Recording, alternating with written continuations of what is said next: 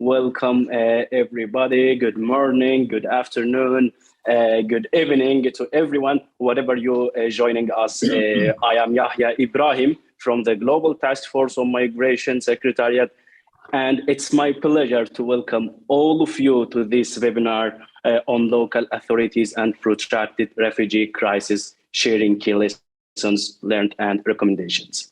In today's meeting, we will have one opening speech, one keynote speech, a panel discussion, a panel session for presenting resources for municipalities, and we will finish with the closing remarks. And in today's event, we will have among us today representatives from the UN agencies, international organizations, civil society, as well as local leaders.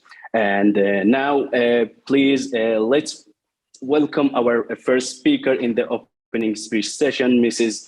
Gillian Triggs, the UNHCR High Commissioner Assistant for Protection, and also Mrs. Gillian, before she acting as the president of the Australian Human Rights Commission, was academic, practicing lawyer, advocate, and public policy expert. Mrs. Gillian, the floor is yours. Well, thank you very much indeed. And it's a terrific pleasure for me to be part of this this initiative by the Global Task Force on Migration. So thank you for the introduction.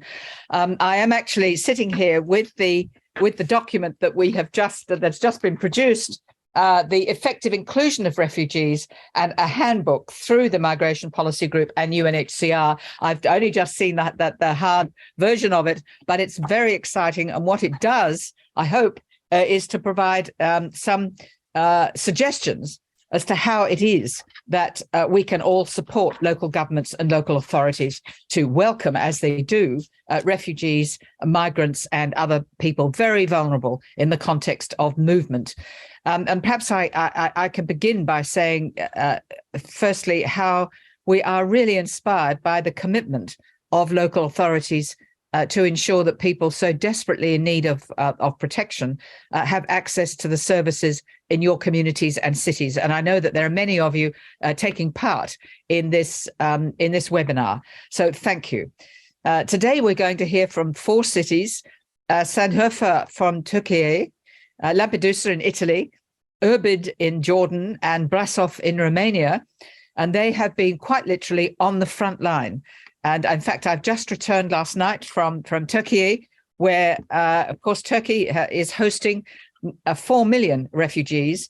And I've seen myself the huge pressure on resources at the local government and city level in Istanbul itself.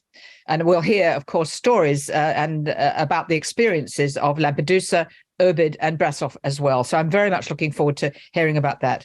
But the key message from us at the United Nations Refugee Agency is to thank you so much for your housing programs, for extending healthcare, and providing access to education for people either internally displaced within your own countries, but also from refugees who have left their own country and seek support. We know that in providing that support on the front line, local governments, cities, local authorities of one kind or another do so without additional resources, and that you have suddenly unplanned growth of your populations that put significant pressure on land and housing, on the labor market, and on the essential social services of health and education. We also know that, and this is a phenomenon we have to be constantly alert to in the UN Refugee Agency, that while most refugees now are in fact hosted in urban areas, the urban or long-term city residents also have difficulties of their own with low-income housing, and the services for education and health are also very severely stretched. Now, that's critical for us all to understand, because if we allow those tensions to become out of hand, to be unaddressed, then we risk that we will have new arrivals that are at odds with the local population, that we cause disharmony and threaten local cohesion. So we have to be alert to the needs of host communities as well as those needs of people who need international protection. Well, urban areas also present very, very particular risks for refugees and internally displaced people, along with, of course, stateless people without documentation, because they typically are extremely vulnerable. They have very limited material and financial resources. They usually work in the informal employment sector, often without work permits. Sometimes a government can turn a blind eye. Others will simply arrest or detain or otherwise challenge someone working in that informal economy. That in turn, of course, creates more problems. But what it does is to make the point that refugees and people internally displaced can face all sorts of barriers, including, of course, language barriers in having access to services. A key element, of course, is the lack of documentation. People who are refugees, even those internally displaced, and especially those who are stateless, do not have the necessary documentation. And people in that vulnerable situation are often exploited or abused by their landlords with exorbitant rents, or by employers in an employment environment in which the displaced person is not protected by the usual laws and union responsibilities. What I would like to stress is that in providing access to refugees, we have been looking not so much at hard law of refugee law, but at the wider aspirations of the Global Compact on Refugees that you will, I think, all know was agreed through the General Assembly and by the overwhelming majority of states in the international community in 2018. The Global Compact is not a legal document. It's an expression of goodwill and good faith, which basically adopts the idea of burden sharing, that there should be equitable sharing of the responsibilities and burdens of protecting refugees and displaced people. And what is particularly important about the compact is that it takes a whole of society approach. So traditional international law, the Refugee Convention itself, these are dependent upon state responsibilities as sovereign nations.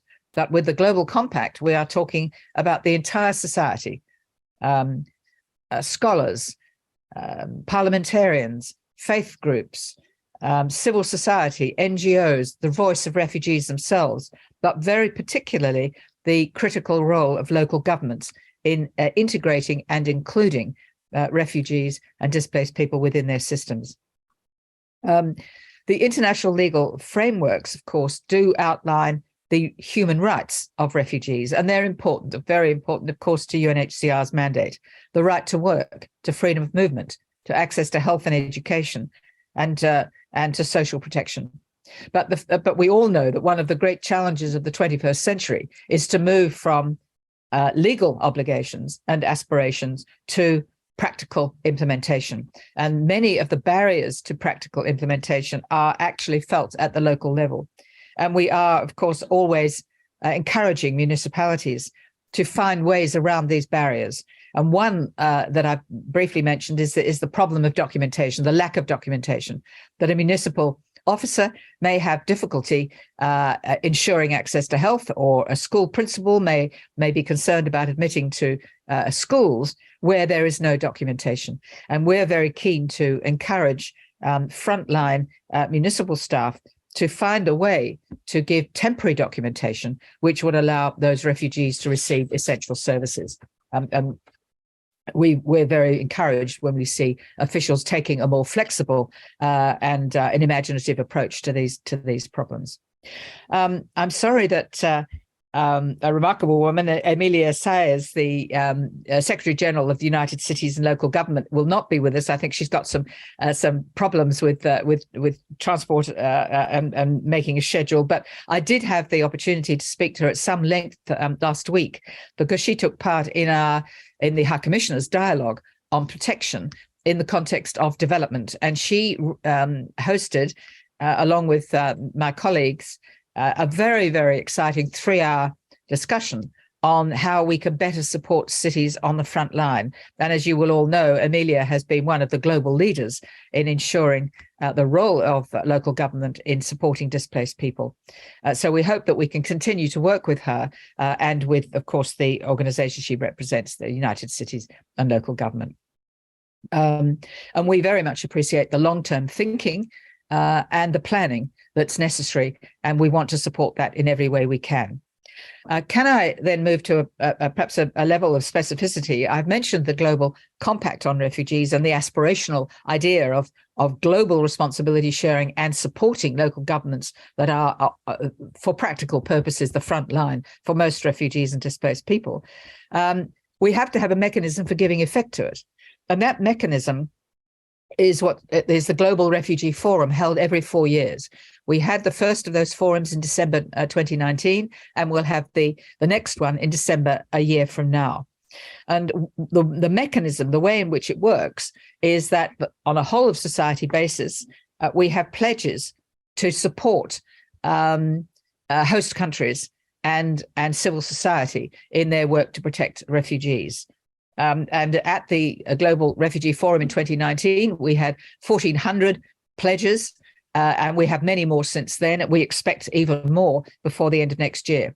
But key to this discussion is that we had a number of pledges, 40 so far, from cities through a call to local action, which invites cities to pledge both to the compact itself on refugees and, of course, the compact on migration, and to ensure that we can, through matching, through twinning, through all sorts of imaginative ideas, can ensure that we bring more support to local governments and local authorities to deal with this additional responsibility, often in very complex circumstances where, particularly today, we have new pressures of inflation, fuel and food rises going up globally. All of this puts extra pressure at the local level. So we're hoping that we will see greater support for local government through this pledging process, and we're hoping to see more pledges develop between now and the end of next year. So perhaps I could conclude then by saying that I hope that you all have an opportunity to look at this handbook. I can hold it up again so you know what it looks like. But there's the handbook, Effective Inclusion of Refugees, Participatory Approaches for Practitioners at the local level, because that's where we know that the real implementation of the aspiration of the compact to share responsibility will actually be carried out. So thank you again. We are hugely grateful at UNHCR for the work that you do. And please let us know how we can support you and how you can support the ambitious objectives of the Global Compact on Refugees. So thank you for your commitment. And I look forward to hearing the discussion that will take place now. Thank you very much. Back to you, to Yahia Ibrahim. Thank you, Gillian, for your remarks. Yeah, it was great as always. And of course, please let me take the opportunity to thank you on behalf of the GTFM Secretariat for your ongoing support. Having UNHCR among us in the GTFM Steering Committee makes our work stronger and more effective. And of course, thank you for UNHCR for this great resource, the handbook. And we will have it today, later. So please, to all of our participations today, we will have the details of this publication in the next sessions. And now I would like to invite our colleague, Mr. Jamal Bash, the head of the projects and the financing department in the Union of Municipalities of Turkey, to give us to frame the work of today's meeting. Mr. Jamal, the floor is yours. Well, thank you very much, Yahia, for giving me this space, and thank you very much for everybody coming here to joining us. As you all know, municipalities and all the local authorities are at the forefront of responding to the needs of migrants, playing a key role as the first responders to provide an immediate assistance and to support those affected. Local authorities are often tasked with helping them to navigate the new reality in their host communities. but also to foster their inclusion as well. We, as the GTFM, been organizing this event jointly. Let me just very briefly name the members: the UCLG, MEVA, Union of Municipalities of Turkey, Gaziantep Metropolitan Municipality, World, UNHCR, UNDP, and IOM. So this will be the fifth gathering of our Global Task Force on Migration. And the GTFM was literally created following the Gaziantep Declaration on International Municipal Forum and Local Solutions to Migration and Displacement. It was held in 2019 ahead of the first Global Refugee Forum. Our events will also focus on the theme of inclusion, sharing clear, tangible recommendations from municipalities on the front line, receiving displaced populations, and committed to creating inclusive communities. We will talk about immediate emergency response and steps which can be taken early on to facilitate community recovery and longer-term local development. We will also look at how existing tools can help local authorities, such as the Effective Toolkit for the Refugees, the GTFM Reports, and the Lampedusa Charter. This particular event that we have jointly organized will also seek to highlight the new pledges made through the Call to Local Action launched at the May 2022 International Migration Review Forum, and the efforts cities are making ahead of 2023 Global Refugee Forum as well. So keeping it short to give a broader place for the Mr. Mayor of Şanlıurfa will also have, I guess, a lot to say. And I'm very much glad that all the speakers are here with us today to support this initiative and give more visibility to the agenda of migration at the global level, at the global platforms as well. So I would like to thank everybody for participating, everybody for those who are taking place to speak and then giving their information, exchanging their information with us. And thank you, Yahia, for moderating the event. Thank you very much. We thank you, Mr. Jamal, for your remarks and for framing the structure of the GTFM. And also today, later, we will have more about the GTFM structure.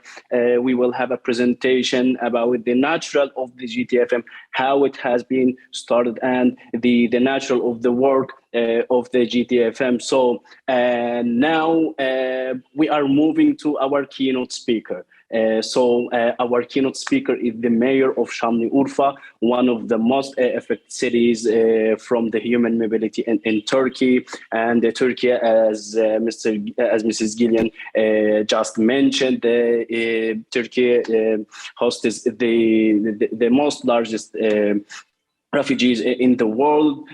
So please welcome Mr. Zainal Abidin Beyazgül, who is also the co-president of UCLG MEWA. Mr. Mayor, the floor is yours, and glad to have you among us today.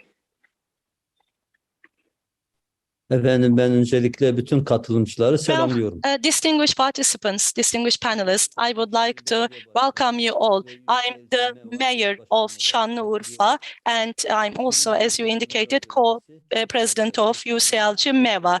MEWA is actually a very high, there is a high influx and outflux of refugees, so it is very important. And Şanlıurfa is hosting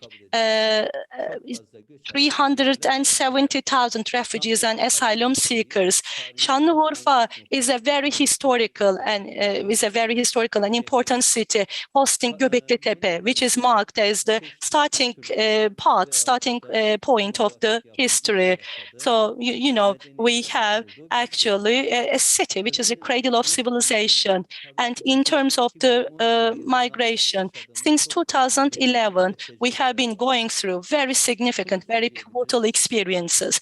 Let me start by saying that when we look at, until now, the time until now, we have seen that. I believe that migration is not a regional problem per se. Migration is a global issue. It's a global problem. So because of the war, there are some migrations which are taking place. But until very recently, with the, I believe that it's going to be also due to the climate change, which is going to result in migration. The second thing is, when we look at the cities and countries who are receiving migration, their wealth or their well-being levels are reduced. When that is the situation, that is resulting in some social and some political issues. Let me illustrate this with an example. Şanlıurfa, before it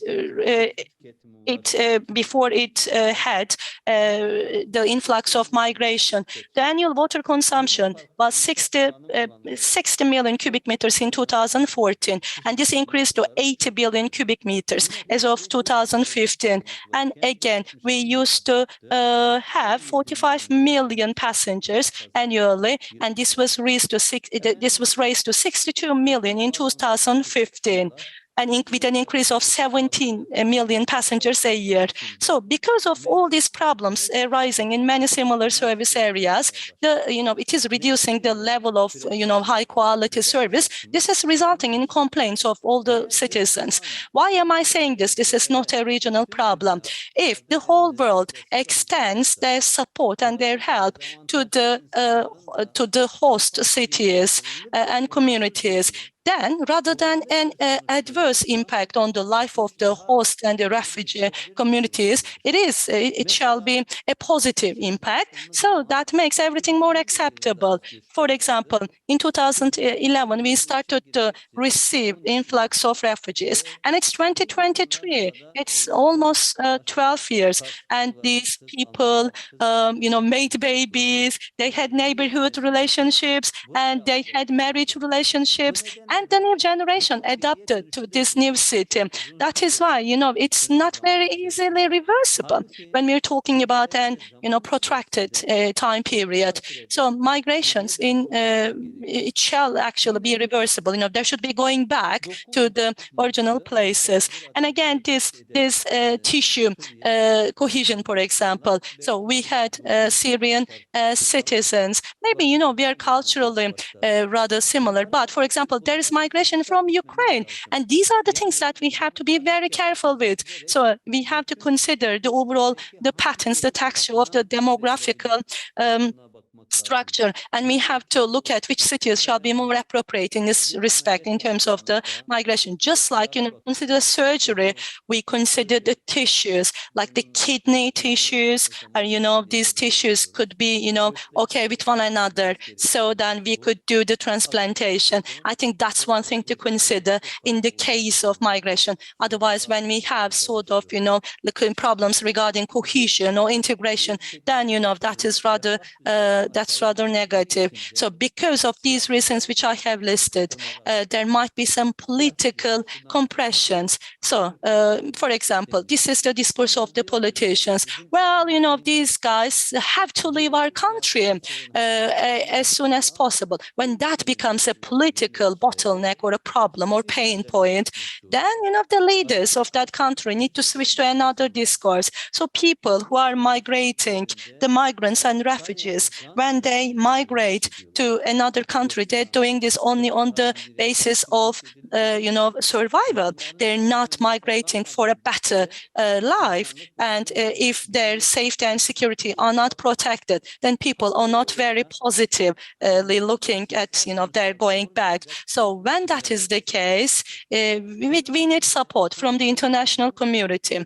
So when we look at from that perspective, there is another important notion, a problem of capacity. So we need to increase our capacity by 20-25%. However, when we distribute all these migrants and refugees to all of the remaining countries, maybe there is going to be a need of capacity increase by 1% or 2%, and that won't be a huge issue for those countries. But all of the countries, when they refuse to, do that, well, our country or our geography is not suitable or fit for that, when they use these reasons, again, as I have indicated at the very beginning.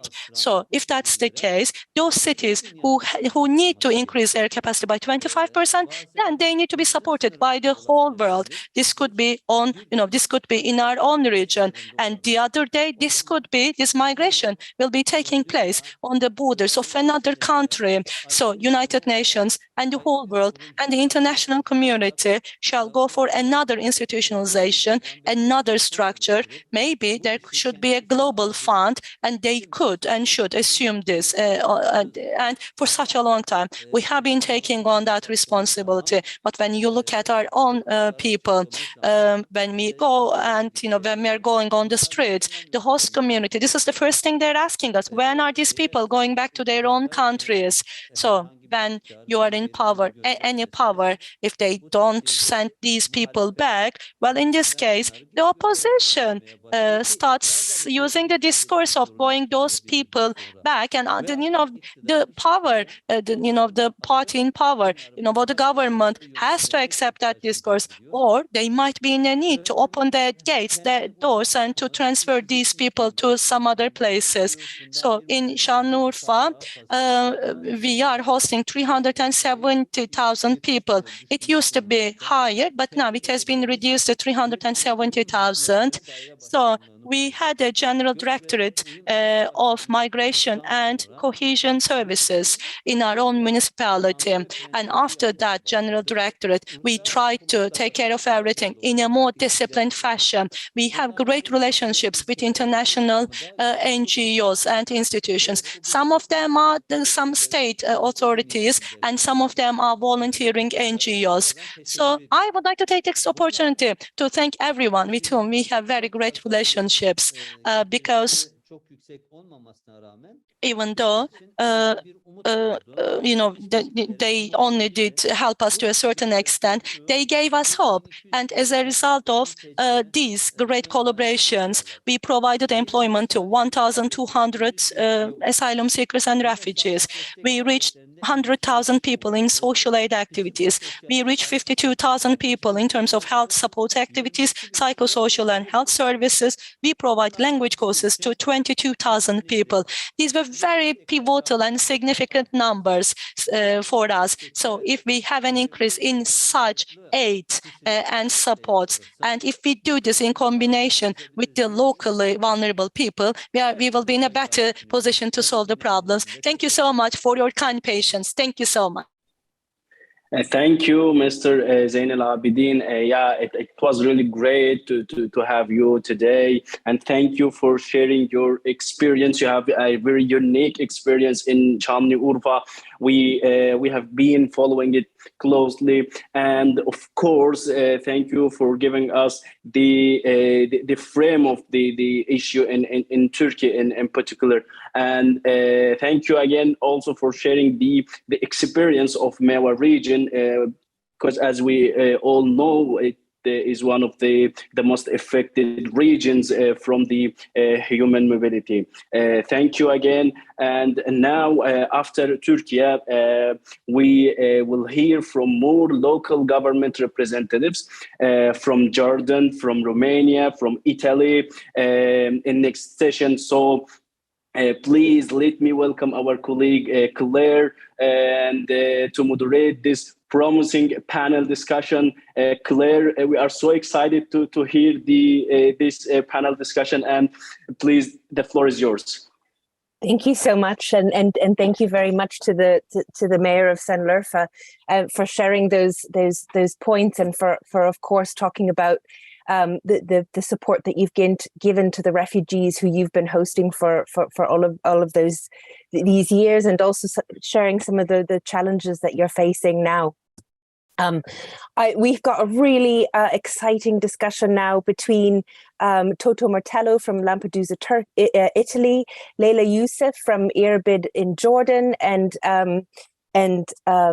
Flavia Bogui from Brasov, Romania. I'm really excited to open the floor to you all and to hear to connect you with each other, first of all, and so that you can share with each other your experience, your knowledges, some of the great ideas that you've been implementing over the past few years, and also some recommendations to cities who may be hosting refugees for the first time. So without further delay, I want to hand the floor over to Toto Martello, who launched the process of the Lampedusa Charter. Please, over to you to share with us some of your experiences and really why the Lampedusa Charter and what are you trying to share with other local authorities by doing so. Over to you. Grazie. Buongiorno a tutti. Thank you. Good morning, everybody. I would like to thank you for having invited me to take part in this exchange on such an important topic, a delicate topic, which is the necessity to put together good practices of managing the migratory fluxes and streams and respecting all their human rights. The conflict in Ukraine has already highlighted for the agenda of every government what is on the press as well. But all of this should not be limited to what happens in Ukraine. There's too many territories in the world, in Europe and in the Middle East, in Africa and in the American territory, where every day thousands and thousands of people are forced to leave their land in the hope to live a better life and a life more just. So we need to make an effort for those people who live from forgotten or ignored territories from the media, which are ignored by the media, by the politicians, but they're not necessarily in a conflict, but they also are inside conflicts and weather conditions which are very dangerous, although they're not they don't appear in print. There isn't a type A or type B conflict, and no class A or class B person. And for this reason, I've always refused the idea that many people, especially in Europe, governments and institutions, the definition they want to give to the managing of migration streams, with a definition which often is defined at the top, a difference between refugees and migrants. For the first, there's place, there's room, and for the second group, no, there isn't. This is a definition which, if it's instrumentalized, often leads to justify a different treatment according to the provenance or the color of the skin of the people leaving a country in conflict, or lands which have severe weather problems. I speak by my experience on the basis of everything I've seen with my eyes in Lampedusa, a small island in the heart of the Mediterranean, which is the first destination for lots of migrants who over 30 years have arrived on our coast after crossing the seas from North Africa in order to reach Italy and Europe. Lampedusa, thanks to its vocation to host and with the efforts of its community, even in the toughest possible situations, has become a reference model at international level.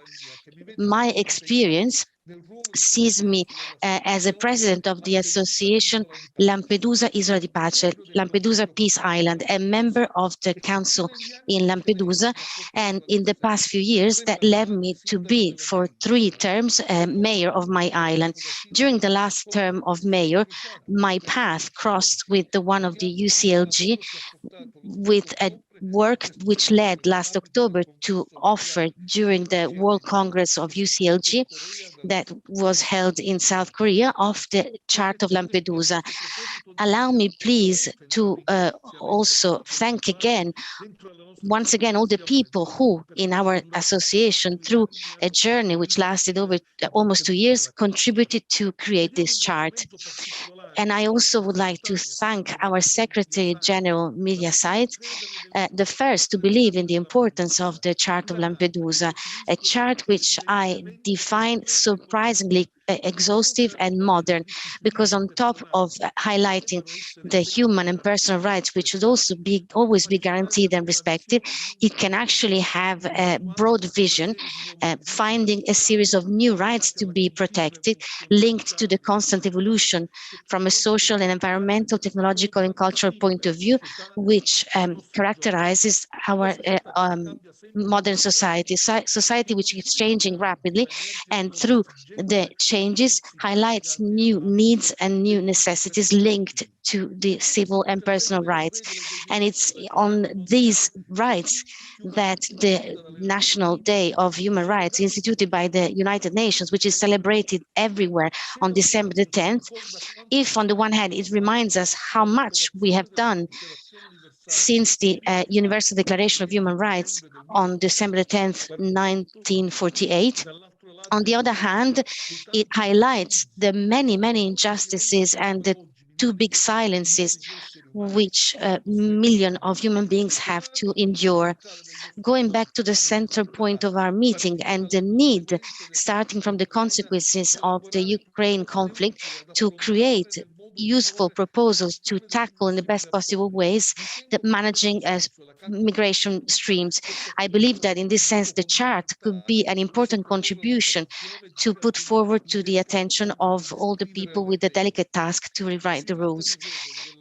These are rules on which we must remember will depend the life of the real people, like we know very well. I finish by putting forward a concrete proposal, which I submit to your assessment, to start an awareness action towards the local national governments and the supranational institutions, so that the Charter of Lampedusa is can be spread and get known, and an action that each and every one of us can do through coordinated initiatives of various types, public exchanges, meetings, local events where political and institutional representatives can take part, initiatives for the public opinion through mass media and social media, also finding personalities who are able to support this action by giving more visibility to our work, respecting the rights of every single person, and so that the chart of the chart and its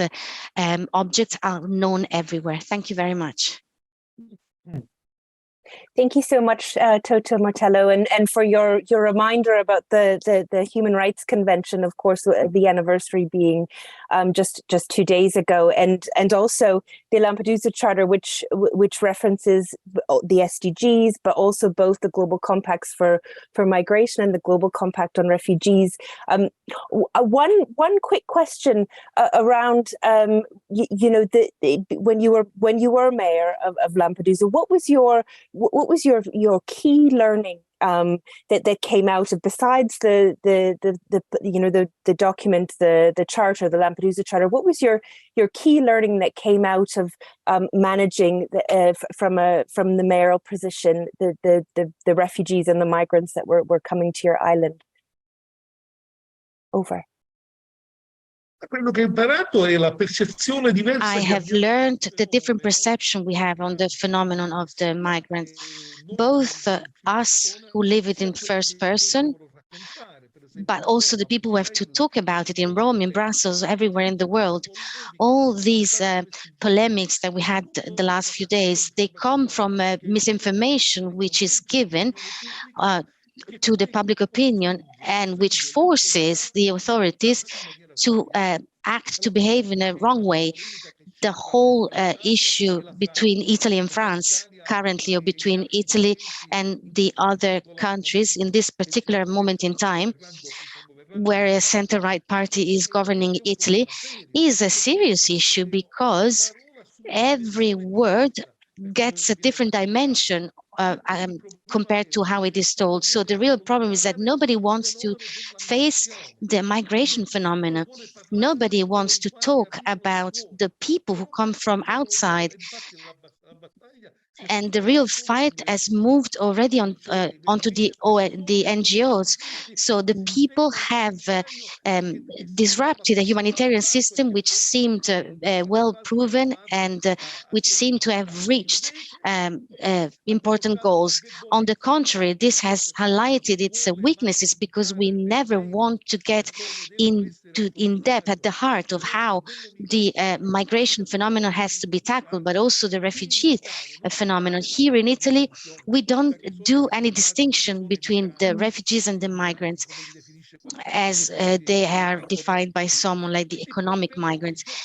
But we try to speculate on some topics like the NGOs, which act to save and protect and to fill in a gap that we have in the Mediterranean from the European countries, and which are penalized only because they go and save people. But when they save everybody. They just don't save refugees.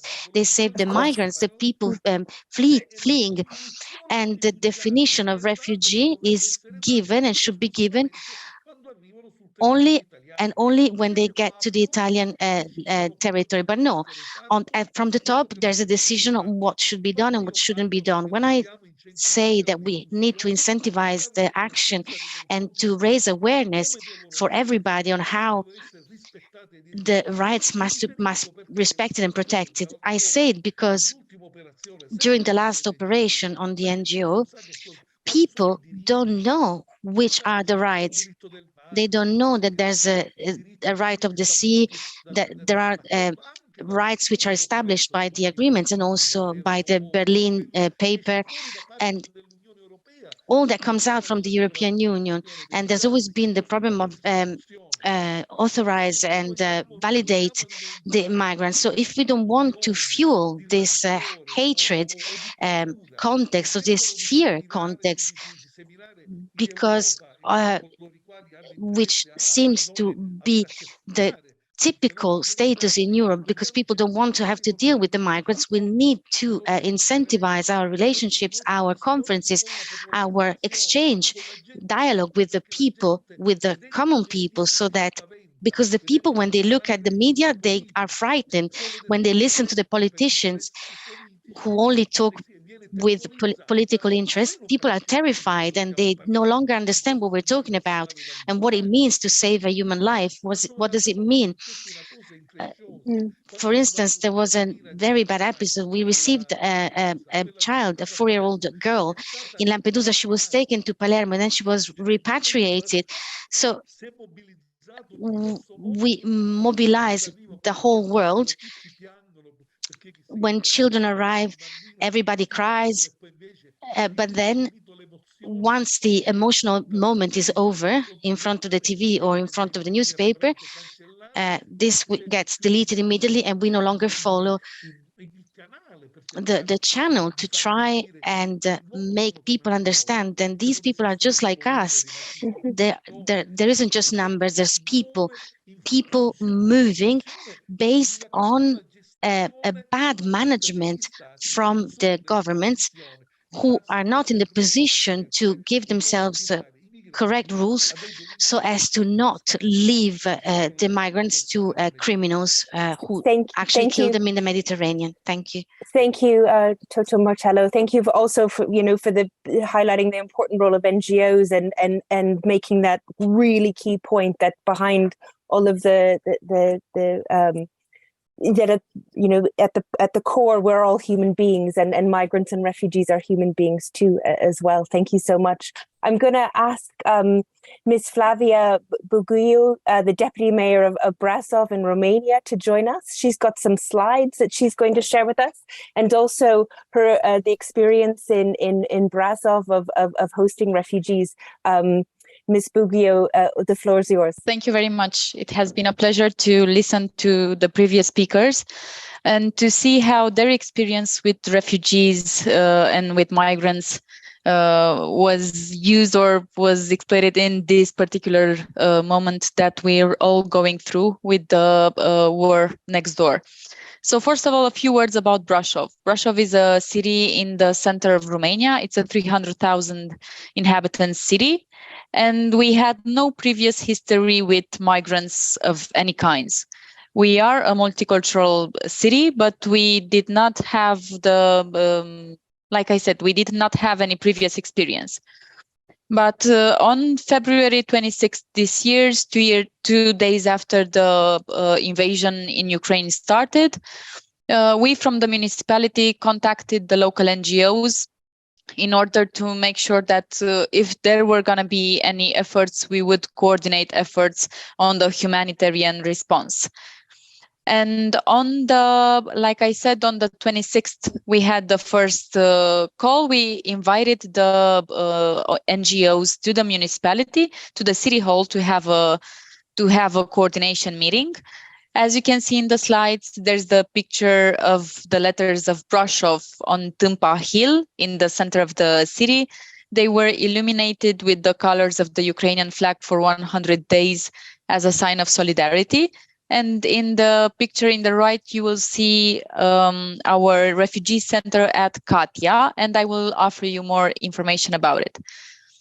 After we met with the NGOs and started the Brașov for Ukraine initiative, we opened the call center for the Ukrainian refugees coming to Brașov, where they could get all of the essential information so that we make sure that they get, because first of all, in the first days, in the first weeks, there was a lot of confusion about what's happening, where could they be going, what is the municipality offering, and so on.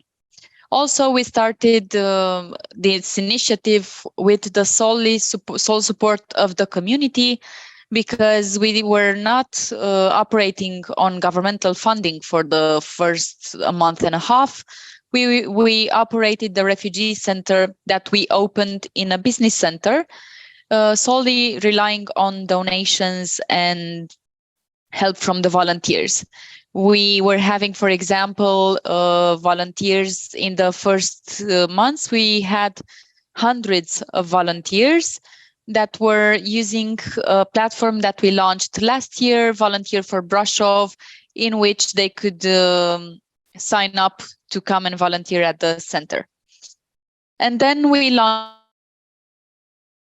so in order to make sure that all of the information is in one place.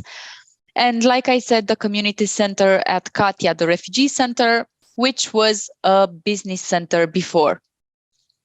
We wanted to make sure that the refugee center, it's a one-stop shop, so that everyone who needs information, counseling, help of any type would come to the refugee center and would get said help. So this was happening at the beginning of March. The refugee center has a 200 beds capacity with the possibility to upscale up to 500. But the philosophy of the center is to not keep them, to not have them accommodated for very long in the center, but to help them transition to a more permanent or middle term, at least, accommodation in the city. But for the center, we managed to make a system, you could say a hotel system also, of check-in and check-out, so that we know in every moment who is in our center, who visited us. We are having a registering system where we can register everyone who's coming to us, the services we provided to them, and the need that they might help after they leave the center. Like I said, we are doing the check-in and check-out via an application. We are issuing barcodes for every person that needs accommodation, so that we can check in every moment who's been in the refugee center. In March, our center has brought the attention of CNN. They did an interview with the center, and what made it at the point such an incredible story was that for a city like Brașov, like I said, we are not a border city. We are right in the center of the country. We are not the capital city, but yet we became one of the most important destination for the Ukrainian refugees coming to Romania. Even if they are not coming directly to Brasov, some of them are internally migrating afterwards and heading to Brasov because of the word of mouth in the groups and so on. As for the registered Ukrainian citizens that we had at the center, speaking of adults, we had over 2,700 people and 1,000 and almost 700 children that we are transitioning to phase 2, struggling to find a way to help with schooling, education, and other integration activities. Because like I said, we had no previous experience in handling refugees or migrant communities, and we are still relying on help and know-how from the organizations, from the international agency, and from all of the partners that have come alongside us. As for the way we are doing the integration in the community, Romania has now this 50-20 program. It's a subsidizing scheme. It comes from 50 lei, which is around 10 euros, for those who 50 lei for those who are accommodating Ukrainian refugees per day per person, and 20 lei for food. And it's a subsidizing program that is trying to incentivize the Romanian population in order to receive Ukrainian citizens and to have them living in apartments and so on. We are having, these are the numbers from October. For example, for November, the total, this total is in lei, it's in our national currency, but the total in November has more than doubled, which shows us that with the cold season and with all of the power shortages in Ukraine, we can be expecting more and more Ukrainians to come to Brasov. Like I said, either from coming directly from Ukraine or from internally migration. But this is showing us that the numbers of the people accommodating throughout the city is growing. Like I said, and I am going to try and go to an end, we are now in a different phase. So we had to do first response in the beginning, and we had to rely on the help and the energy of the local organizations. And we are very happy that we had the chance to have this help. We had to rely on donations, on financing. For example, in the first weeks, we were having food, hot meals delivered to the refugee center from the local restaurants, and they were taking turns in order to be able to feed the Ukrainian citizens coming to Brasov. And now we are going to a second phase, in which we still need to provide the first response for those who are coming now for the first time to our refugee center, but we are trying to transition more, to shift more to an integration phase, which integration is not as simple as it might appear. We could not just take and copy the lessons learned from other countries, other Western countries, from Europe, for example, that have dealt with migration, because this is not your typical migration. Because the Ukrainian migrants that we are hosting in Brasov are waiting to go back and are hoping to go back in any moment to return to their country, especially since Ukraine is nearby. It's our neighbor country here to Romania, and especially since some of them are only hundreds of kilometers away from home and are hoping to be returning home at any point. But I'm very glad to hear the the lessons of some more experienced municipalities that have dealt with migrants more than us. And we are all ears to see what more we can learn from those more experienced. Thank you. Thank you, Ms. Bugio, and thank you for sharing those very practical the housing and the other support that you provided to the Ukrainian refugees arriving in Brasov, and also how you're moving into this next phase, and also for highlighting the fact that the majority of the refugees residing in Brasov do want to go home. I think that can be said for refugees around the world, is that going home is the goal. And one of the solutions that we try to support when of course it's safe for them to do so, and we all know that in Syria and in Ukraine it's not yet safe for people to return home. So, and to echo the words of Gillian Triggs, our Assistant High Commissioner, how grateful we are to the local authorities who are on the front line of receiving and supporting refugees, oftentimes without the resources that are necessary to do so. That definitely came up at our dialogue that we held last week in Geneva, that cities need to be better supported in not just in the short term, but also in the long term. So thank you for raising those very important points.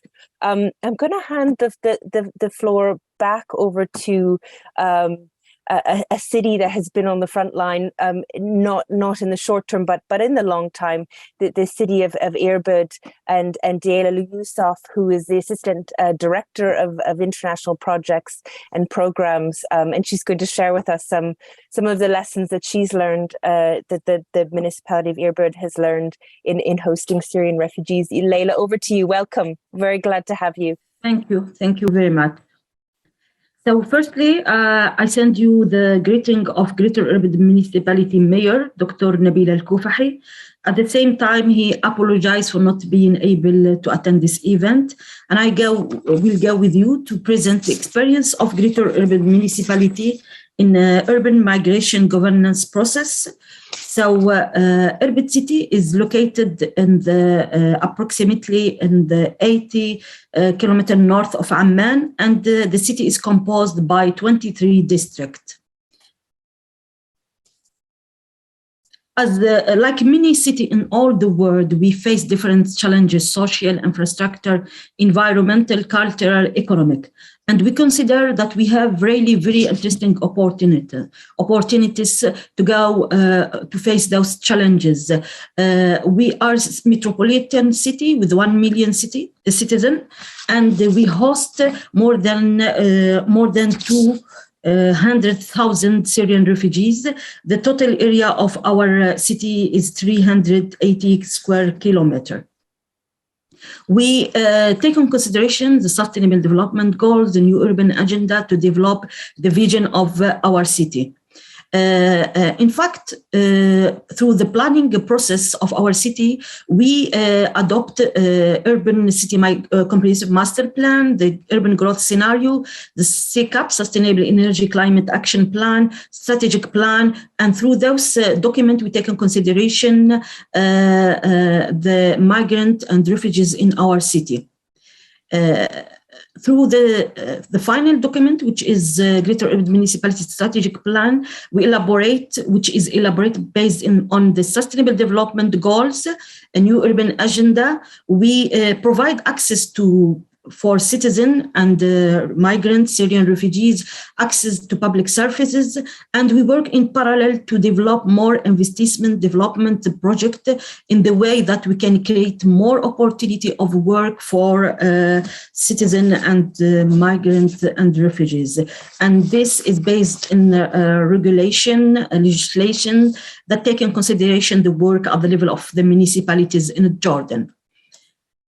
It is very important to understand that through the evolution of our city, We have elaborate the vision and some different point, more than five points that we take them as important point to monitoring or the urban migration governance. We talk about the first point, which is data source. It's very important to understand how the data at the level of our city, it's important element to take the best decision. So based in this, the data source, we give the opportunity for policymaker to make the better decision concerning the decision to the creation of any opportunity of development in our city that take citizens and refugees in consideration. This step of data source is finalized by Urban Observatory, and we have a section in this Urban Observatory, the Urban Migrant Observatory. Another point is the local economic development. The economic issue is a very important challenge at the level of our city. And with the improve of law concerning home-based business license, this law give more role to the municipality to make some decision concerning this integration of citizen integration in citizen in economic issue, where we create as a municipality new economic opportunities for Jordanian, Syrian, and refugees, more specifically youth, women and youth, to have them small, medium enterprise at the level of home. The another point is public participation. We consider that the public participation important tools that help the mayor to understand and to hear and to learn from the citizen or also the migrant, to take consideration what them needs and how we can convert those needs to concrete project at the level of the city. For this, we have elaborate the document stakeholder mapping guide for our urban migration in our city. The another point is the private sector. You know, as a city, we have a big challenge concerning the budget of our city. So the creation of investment development project that can make the economic situation in our city more better and giving the opportunity of create a job for citizens is an important element. So developing and implementing project with the private sector is important dimension in our city, like what we have elaborated the Central Fruit and Vegetable Market project not just at our city, but regional level. We consider that the basic, as a human right, the access to basic services very important. For this, we improve the quality of the infrastructure in our city, and this through one of our projects, the urban planning and infrastructure migration context, where we study the neighborhood and we make an upgrade for them infrastructure. So through those more than 5 elements, we deal with the urban migration governance. We have to say that through our dealing with the issue of migration, or more specifically Syrian refugees in our city, we have understand that we have a different level to understand the context of migrants in our city. We have to understand that between the city and district and the neighborhood, we have to go to elaborate different way of reflection, if can I say this. Because city, at the level of the city, we have elaborated some initiative. More details for those initiatives have been at the level of district, like program, and at the level of a neighborhood, we have, from those programs, we have created more specific activity of integration for both the local community and Syrian refugees. So we take in consideration, as I say from the first time, that we are not looking just for Syrian refugees or migrants separately from a local community. So it is synergy between a local community, non-government organizations, Syrian refugees, to elaborate the urban city priority. And based in this, we have elaborate a local program for sustainable inclusion. This project, and I have to say, is elaborated within in framework of initiative, which we call MIeux initiative. We are in the process of to develop the toolkits for more sustainable integration for migrant refugees in our city. This toolkit will help us to develop more the activities of the level of neighborhood. And based in this, and I have to say, to conclude that the urban migration governance is based in legislation, regulation, and the reflection of three-level city district neighborhood. We are, and our vision to build more sustainable integration, inclusion. We are in the phase to preparing a local program for more sustainable inclusion for our city. And also I have to added at the end that we are part of the Mediterranean city-to-city migration project, where we elaborate the urban city migration profile, very interesting document, to understand very well the context of migrant refugees in our city, and how we can create initiative, program, activities that can help in our context, local context, not just regional vision, but local initiative to integrate refugees, migrants in our city. And at the end, thank you very much. Thank you so much, Leila, and for telling us about how in Irbid you're looking at refugee support in the context of local development, and emphasizing the importance of refugee access to local services, and integrating their support within this sort of longer term development plan.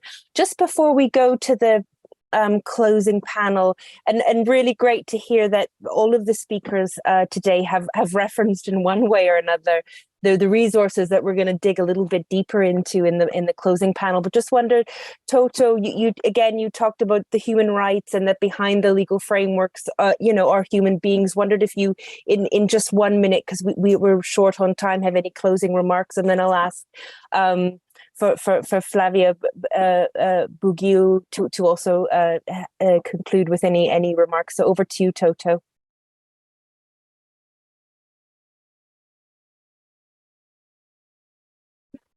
Interventi veramente interessanti. All the input is really interesting, but what we need to develop this collaboration, to develop projects, to mobilize the territories on these very important topics, because if we can to find these synergies between the hosting people and us, who have to spread what are the principles, what are the rules, the democratic rules which should exist everywhere in the world, which are fundamentally the rights, then therefore we would do a great job from the point of view of the documents, but also we would make people more sensitive to subjects and topics which more often than not are treated superficially.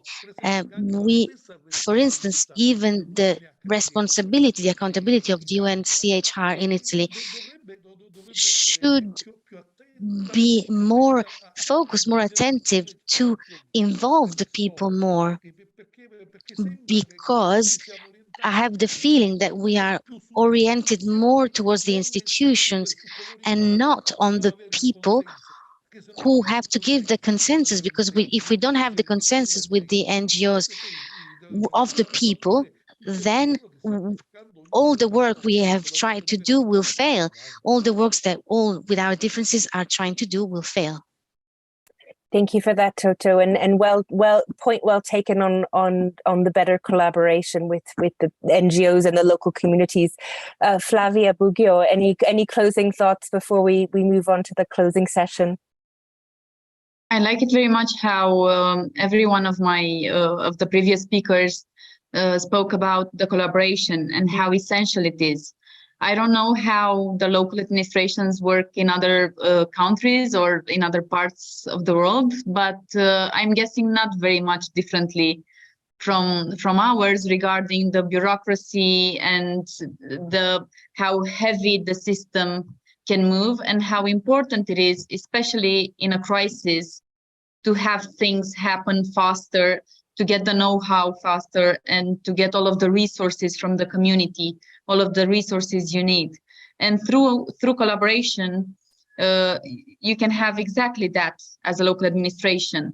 And like I was saying about the help of the agencies and of big organizations, for us, all of the collaboration, starting with the UNHCR and going forward with UNICEF and other organization, World Vision and so on, were the tool, were the way in order to make things happen and to not be overwhelmed as a municipality. Because I'm sure the mayors from other administrations know all of the municipalities have their own problems to deal with, their current problems. And on top of that, you need to add the situation of the migrant community, of the refugee community. And you can only make sure that that situation doesn't become a social issue, because that's the risk, to have it become a social issue, only if you can address it since the beginning and with the help of professionals. And I think that's the key word: collaboration and having the help of professionals to assist you in this matter. Super, thank you so much, and very much answers to our some of the issues that were raised by the mayor of Şanlıurfa. Leila, do you have in sort of 30 seconds or less some closing words? Just I want to thank Mr. Tatu, if I have pronounced the word correctly, and Madam Flavia for them presentation and contribution, which I want just to thank him that there is, for two key words, very important, that the synergy is very important issue to deal with the migration aspect in our city, and that our idea have to be more local at the level of the city. Thank you. Thank you so much, Leila, and to Toto and Flavio. Thank you so much for joining us for this conversation. You know, we hope to have many more ahead of the Global Refugee Forum in 2023. Now, I'm going to hand over to my colleague Hülya Alper, who's the director of WALT in Turkey. She's going to lead us through a whistle-stop tour of some of the resources that the agencies have developed alongside with cities to support your efforts. So, Ms. Alper, over to you. Thank you very much.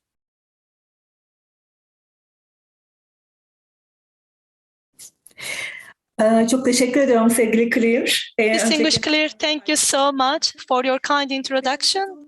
Well, dear participants, ladies and gentlemen, as VOLT, I would like to express my pleasure to be together again for a more sustainable migration management under the roof of GTFM, where we are an executive committee member representing the civil society. I would like to welcome you all, ladies and gentlemen, and I'm very happy and pleased to be here. As VOLT, we are an executive committee member representing the civil society, carrying out the social protection project with UNHCR, local government, and distinguished public institutions in the field of migration since 2017. Well, of course, we are doing this, all of these initiatives with the framework provided by the Global Migration Consensus.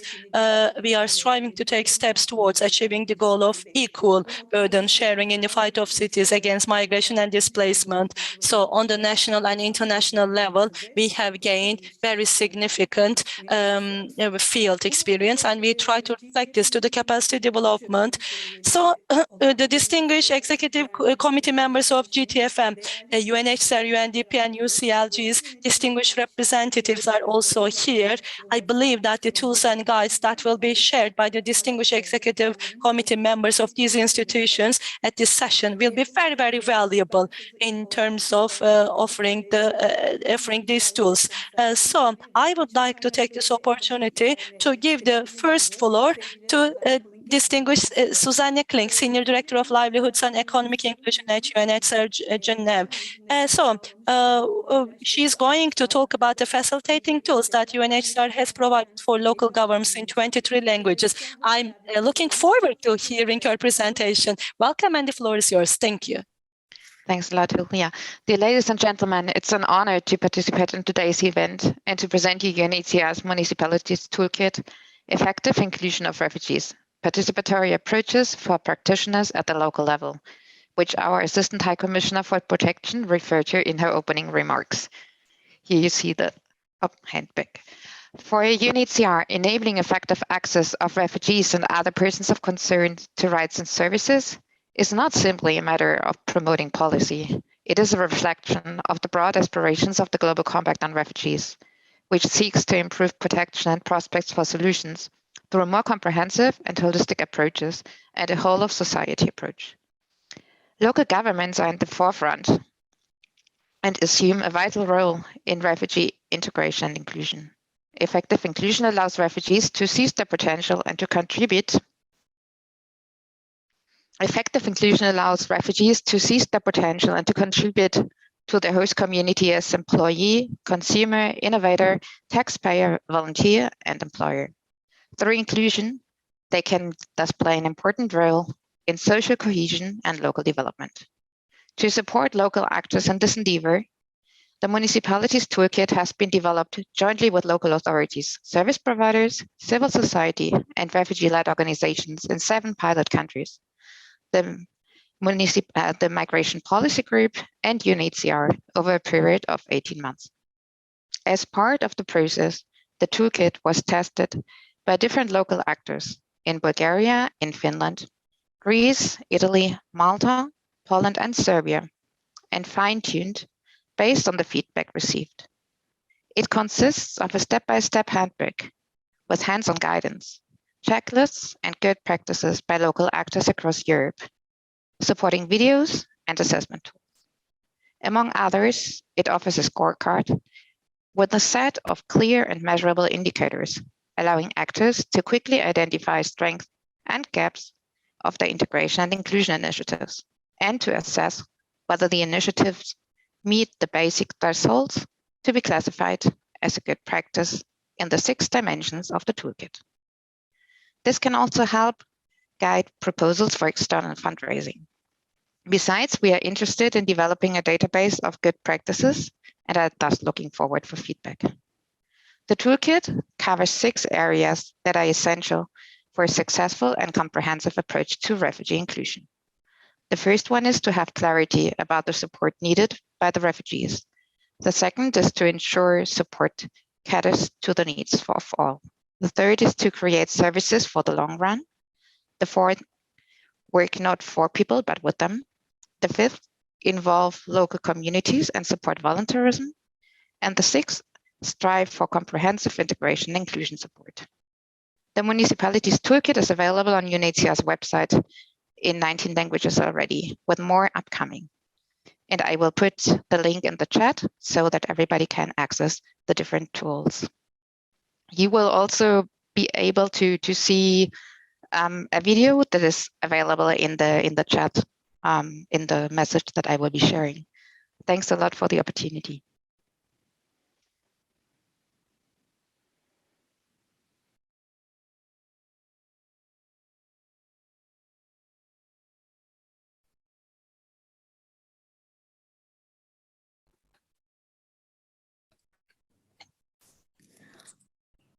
Teşekkür ediyorum. Ben de burada küçük bir internet... Thank you so much. I was having a small connectivity issue. Distinguished citizen, thank you so much. You actually touched upon very important topics. Inclusive and holistic approaches were reiterated by you. We really care about them. And innovative entrepreneurship transition policies, particularly their repercussions on the local development policies, are very, very important. Distinguished guests, now, I also would like to take this opportunity to thank dear Suzanne.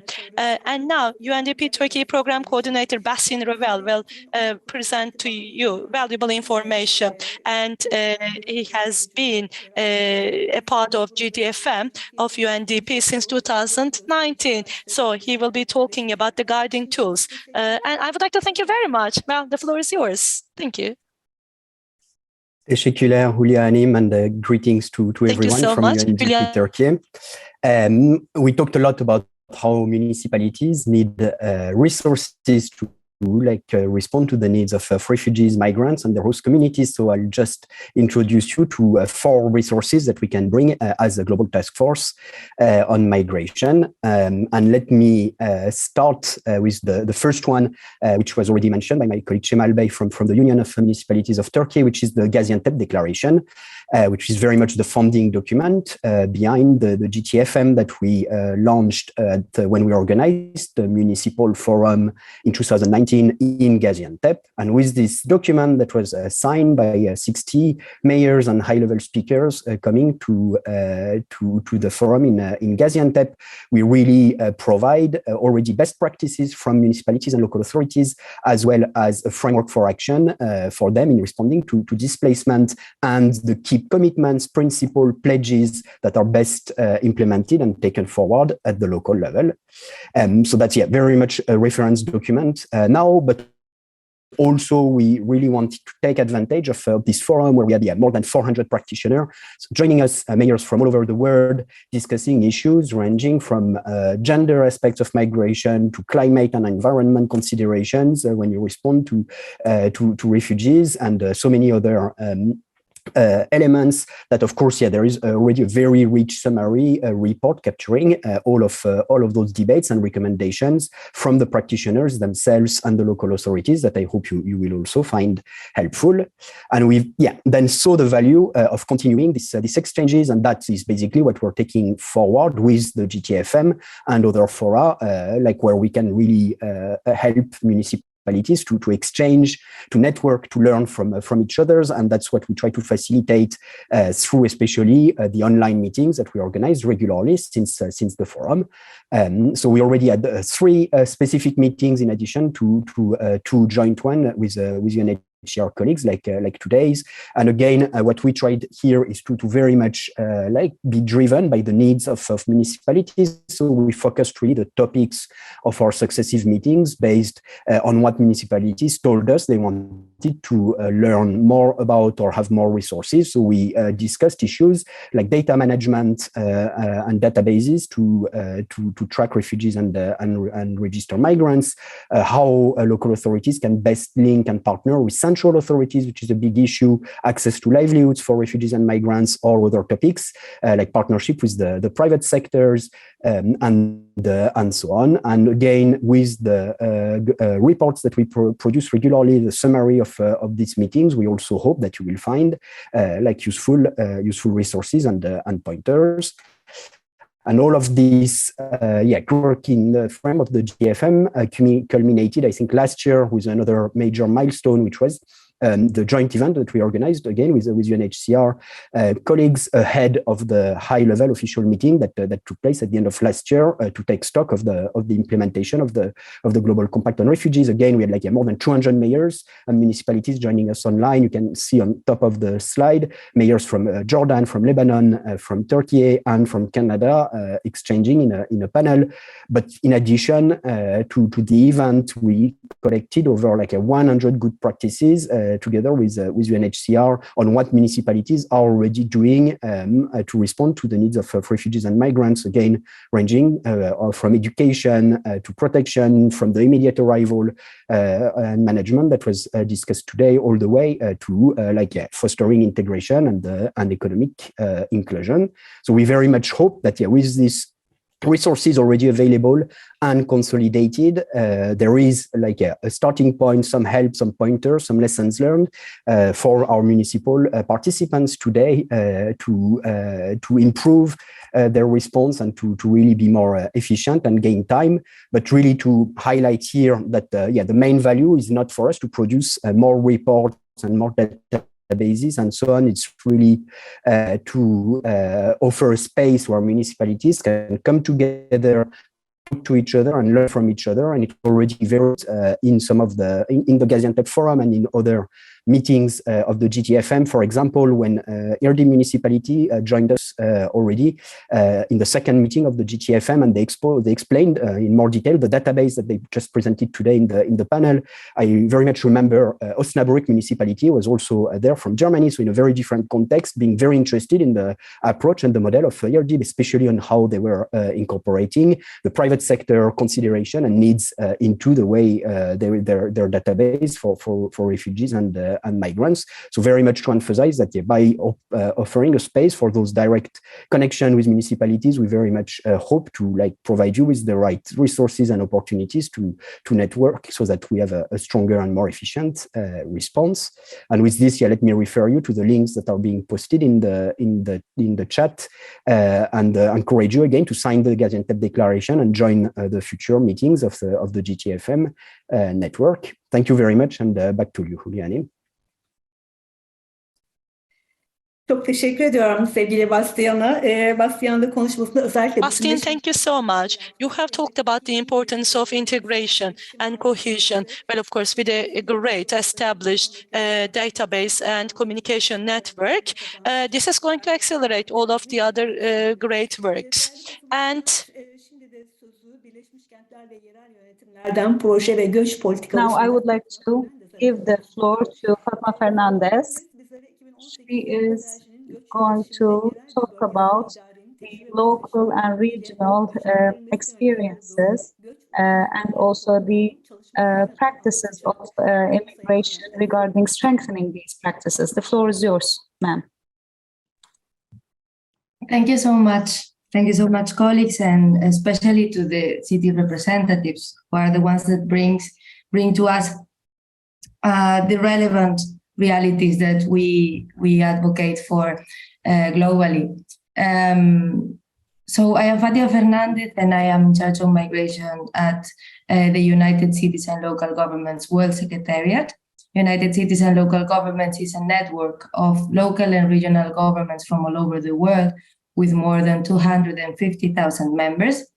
And we are a generalist organization that addresses many different topics, among which, of course, migration, but not only.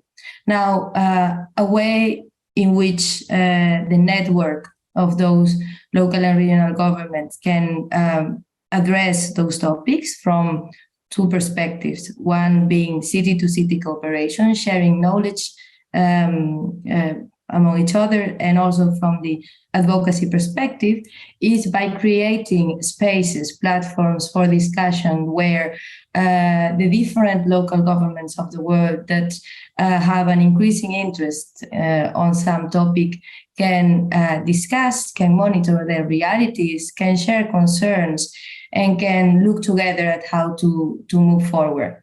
And this is the case with migration, and those spaces are mainly the communities of practice that we call. And the community of practice on migration started in 2018. At that moment, the network had been for a few years fostering action on human mobility, migration and displacement through the Mediterranean City-to-City project, of which Leila has just spoke, or waves of action with or participating in global fora like the Global Forum for Migration and Development.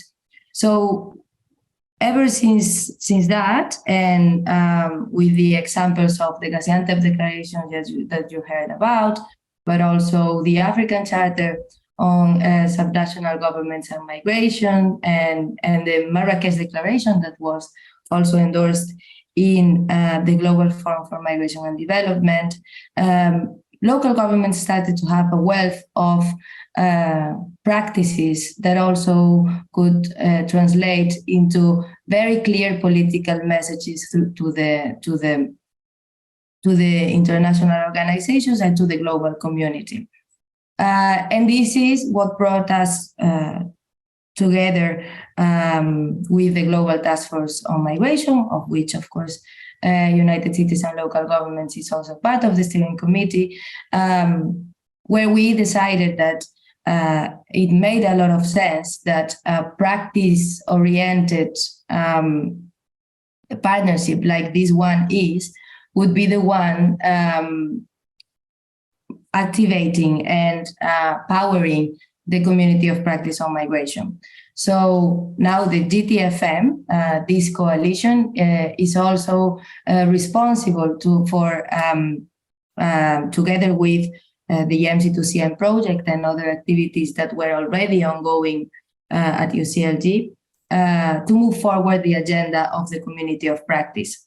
And this is not done alone, because there are other partners like the Mayor's Mechanism, who is a partner on this very event, and where we sit together with the Mayor's Migration Council and the IOM. We also partner to bring the local action to the global level, mainly through the call to local action. Now, how do we do this, and what are the resources that we are offering to you in this very complex setting? Well, we foster city-to-city peer learning, and this we do both physically and virtually. And in the next year, for instance, we are proposing at least 3 peer learnings that we have to do with refugees, that will have to do with discrimination and racism, and also with climate action. But we also have a massive online open course that you can use individually. You can access for free, where you can pre-register. My colleagues will share the link. And that massive online open course is a tool through which you can learn about all that local governments have been doing regarding the governance of migration. Where do they have mandates or not? Where do they have resources or not? How do they cover those gaps that exist between their responsibilities and their lack of resources? You will see different spheres of government that interact with each other in addressing different realities, and the connection with the 2030 agenda. So feel free to reach out, and thank you very much for sharing.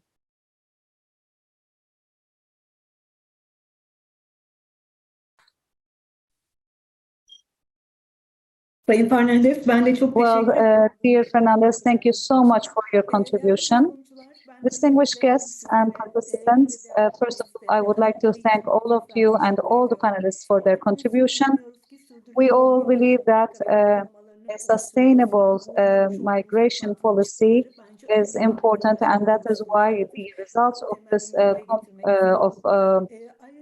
meeting will also be important in terms of this contribution. Before ending my words, we are about to enter a new year, and on behalf of myself and on behalf of the organization that I'm representing, I hope that it will be a year where we can build peace everywhere. Thank you so much, and Happy New Year.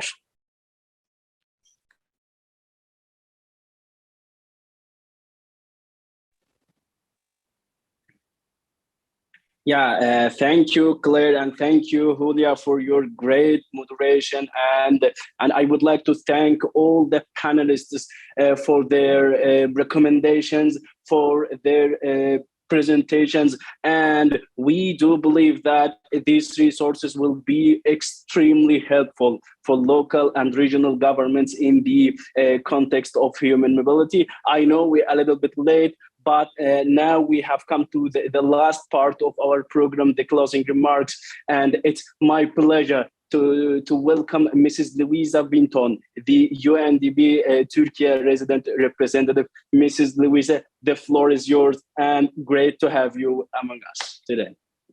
Thanks so much. It's a real pleasure to be here on behalf of the United Nations Development Program in Turkey. And it's a great honor also to be the concluding speaker. I will try to be very brief because I know we're running short on time, but also I think it's been a very rich discussion. And I wanted to start by thanking the United Cities and local governments and the Global Task Force on Migration Steering Committee, as well as our sister agency, UNHCR, for the great job they've done in organizing this event. And also to thank all those who've spoken on behalf of local communities, on behalf of municipalities. So our good friend, the mayor of Şanlıurfa, the representatives of the 3 other municipalities, and our good friend Cemal Bey from the Union of Municipalities of Turkey, for really insightful contributions. And I think what we can all agree is that our speakers come from very different contexts, but what they are speaking to is very much a shared reality. And I think we also saw, I haven't ever seen, I think, quite an active chat as this one, where we see lots of people wanting to share their experience. We see huge appetite for this discussion. So I think we will all leave with a feeling that there's more to be said, there's more to be shared, and really this is exactly what UNDP Turkey had in mind back in 2019 in organizing the Gaziantep International Forum and bringing together municipalities that are hosting refugees and migrants to learn from their peers all over the world. And unfortunately, as was said at the very start by our very eloquent speaker from UNHCR, the Assistant High Commissioner for Protection, we are breaking all sorts of bad records these days. So we know that Turkey has been hosting nearly 4 million refugees for a very long time, but it looks not unlikely that the war in Ukraine will trigger an even greater number of refugees in neighboring countries to Ukraine. So really, we are not running out of opportunities, unfortunately, to share our experience and to learn from one another. And just really to distill, from the point of view of UNDP and from my own personal point of view, some of the main themes that we heard today. So we heard over and over again how municipalities are really on the front lines, are the first responders in any refugee crisis or large migration movement. And that really municipalities are also the first that by design, but also by necessity, move from this initial humanitarian response to something more oriented around development, around social and economic opportunity, around inclusion. And I think inclusion was the theme for today.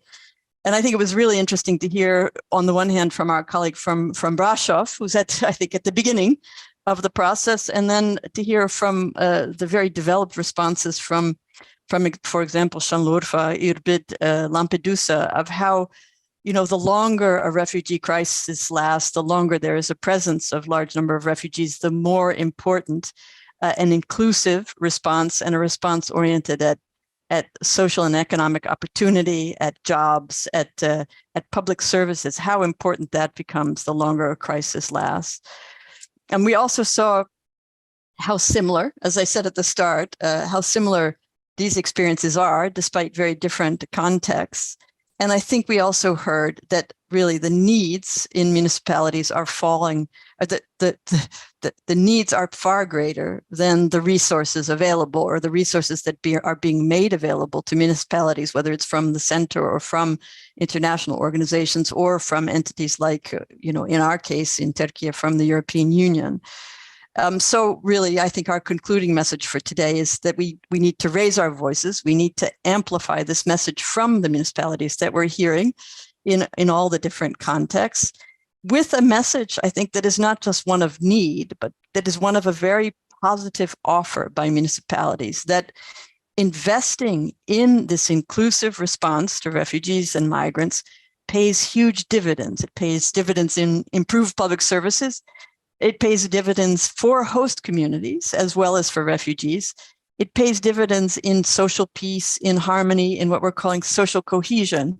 So really, I think the message, and we heard it reflected in different vocabularies. So sustainable inclusion, integration, synergies, harmony again, that I think we know this and we see this, that those who are closest to the refugee crisis, those who are on the front lines, those who have the most experience dealing with a large refugee influx, are those who are most equipped to see how this can be transformed into a win-win situation that changes the language, the vocabulary from, oh, what a burden, to, oh, what a contribution this could be. And I think this positive message is something that we need to go out with as well, to amplify that municipalities need better support, need more resources, but it's at the municipal level that what looks initially like an insurmountable challenge or an overwhelming burden can be transformed into a contribution that ends better for everyone involved, for host communities as well as refugees. So I think this is the message. This is certainly the message from the UNDP side, and I think we heard it from all of our speakers today. So looking ahead towards opportunities like the Global Refugee Forum in 2023, I think this would be the message, is let's work together, let's share our experience, let's build peer-to-peer networks that show us how to transform challenges into opportunities that end up being a better solution for all, and in the language of the Sustainable Development Goals, really leave no one behind at the end of the day. So really, thank you for allowing me to say a few words at the end, and really looking forward, not just to working with all those who were represented today, but really to those who spoke up in the chat and wanted to share their experience or wanted to benefit from the many resources on offering today. So really, UNDP is available, as I'm sure are all our other partners today. And thank you once again, Teşekkürler. We thank you, Louisa. Really, thank you for your amazing remarks and your amazing messages. You made it harder for me to conclude it. I don't think nothing should be added after your wonderful messages, and I completely agree with you that the Global Refugee Forum next December will be a great opportunity for all of us to rethink about the pivotal role that local and regional governments can play in the context of human mobility. And we are come to the end of our program today, and I would like to thank all of you for your participation, and I would like to extend a special thanks to my colleagues from the GTFM Steering Committee who made this program possible by their amazing contributions. And I hope you enjoyed the discussions today as much as we did, and hope to see all of you soon in our next programs. Thank you all. Goodbye.